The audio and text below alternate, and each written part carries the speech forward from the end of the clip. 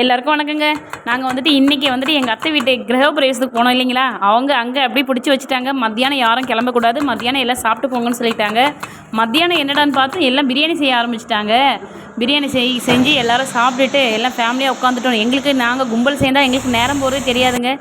எல்லாம் கதை அடிச்சுட்டு உட்காந்துட்டு இருந்தோம். அதுக்கப்புறம் வந்துட்டு ஆளுக்கு ஒரு வேலையை செய்ய ஆரம்பித்தோம்.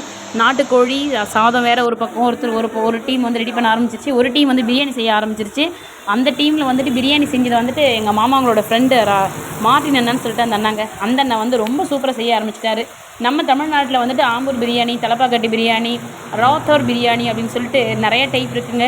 அதில் நம்ம தமிழ்நாட்டில் மட்டும்தாங்க அரிசியோடு சேர்த்து கறியும் மசாலா எல்லாம் ஒன்றா போட்டு வேக வைக்கிற பிரியாணி. மற்ற இடம் பிரியாணிலாம் பார்த்தீங்கன்னா ஃபஸ்ட்டு மசாலாலாம் தனியாக வச்சுட்டு அதுக்கப்புறம் தாங்க கறியை சேர்ப்பாங்க, அரிசி சாதத்துக்கு சேர்ப்பாங்க. நம்ம பிரியாணி தாங்க சூப்பர் பிரியாணி. நாங்கள் வந்து நம்ம தமிழ்நாட்டு ஸ்டைலே பிரியாணி செய்ய ஆரம்பித்தோங்க. அதுவும் அந்த அண்ணா வந்துட்டு சூப்பராக ஒரு 1/2 hourலேயே செஞ்சு கொடுத்துட்டாருங்க. டக்குன்னு அவர் வாண்டடாக வந்து நான் பண்ணித்தரேம்மா, உங்களுக்கு ஏமா கஷ்டப்படுறீங்க அப்படின்னு சொல்லிட்டு அந்த அண்ணனே வந்து கடகடன்னு காயை கட் பண்ணாங்க, அரிசி எல்லா வேலையும் அவரே முடிச்சிட்டாருங்க. அந்த அண்ணாவுக்கு நாங்கள் பெரிய தேங்க்ஸ் சொல்லிடுறோம். சாப்பாடு தம் போட்டு வச்சுட்டு மறுபடியும் எடுத்து சர்வ் பண்ணுறவரில் அந்த அண்ணா கூட வந்து ஹெல்ப் பண்ணாருங்க. அதில் என்ன தான் நமக்கு வேலை தெரிஞ்சாலும் செய்கிறதுக்குன்னு மனசு வேணும்.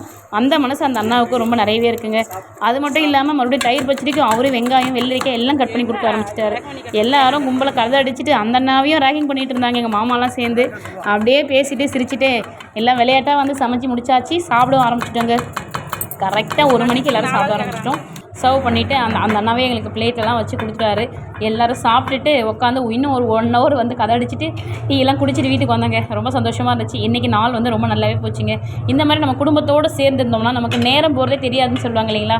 அது எங்களுக்கு தாங்க. நாங்கள் எல்லாம் டீமாக உட்காந்தா டைம் போகிறதே தெரியாதுங்க. அந்தளவுக்கு எல்லாம் கதை அடிச்சிட்டு இருப்போம். ரொம்ப சந்தோஷமாக இருந்துச்சுங்க. நீங்களும் இந்த மாதிரி குடும்பத்தோடு சேர்ந்து பிரியாணிலாம் செஞ்சு சாப்பிடுங்க. எல்லோரும் குடும்பத்தோடு ஹாப்பியாக இருங்க. நாங்கள் எல்லாம் சாப்பிட்டு முடிச்சிட்டோம்.